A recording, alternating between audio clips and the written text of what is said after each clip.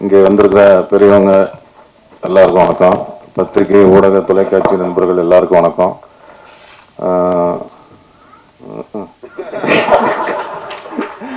வந்து ஸ்பீடாக பிஸ்குன்னு உள்வாங்குது, வெறும் காற்று தான் வருது. சார் படம், இந்த சார் படத்துக்கு போஸ் வெங்கட் மாமா அவர்களுக்கு நன்றி சொல்லிக்கிறேன். எனக்கு வந்து கதை சொல்ல வந்தவர், அதனால் அவருக்கு இந்த நேரத்தில் நன்றி சொல்லிக்கிறேன். இந்த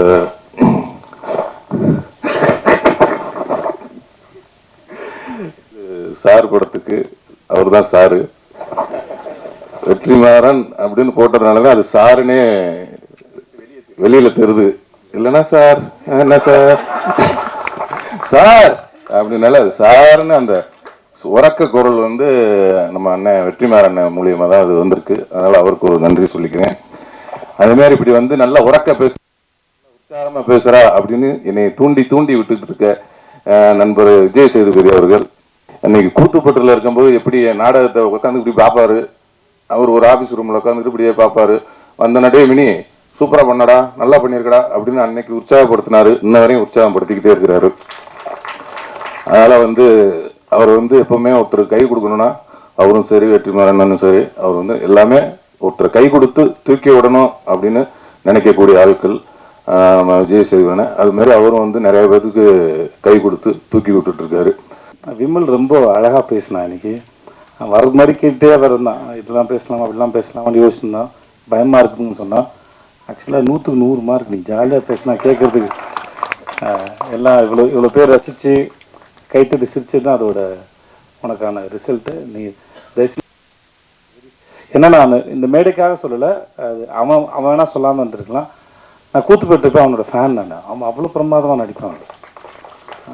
நான் அவன்கிட்ட சொல்லியிருக்கேன். நான் அது எல்லாரும் சிறந்த நடிகர்கள் தான் கூத்துப்பட்டில். ஆனால் ஒரு சிலரை எனக்கு ரொம்ப பிடிக்கும்.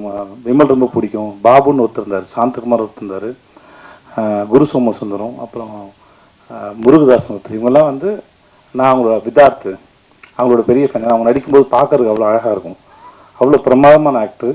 இந்த படம், இந்த சார் வந்து விமலுக்கு வந்து மிகப்பெரிய ஒரு கம்பேக்காக இருக்கும் நான் முழுமையாக நம்புகிறேன். அது இந்த மேடையிலேருந்து தொடங்கிடுச்சு. உனக்கு வாழ்த்துக்கள், ரொம்ப நன்றி. ரொம்ப நல்ல படம். அப்புறம் இப்போ எனக்கு தடுமா இருக்கு.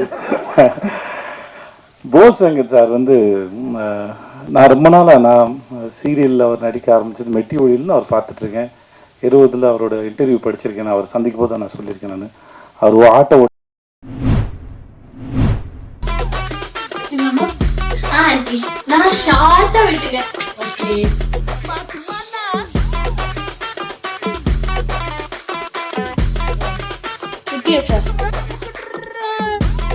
என்னது இதான் ஷார்ட்டா வெட்டாத.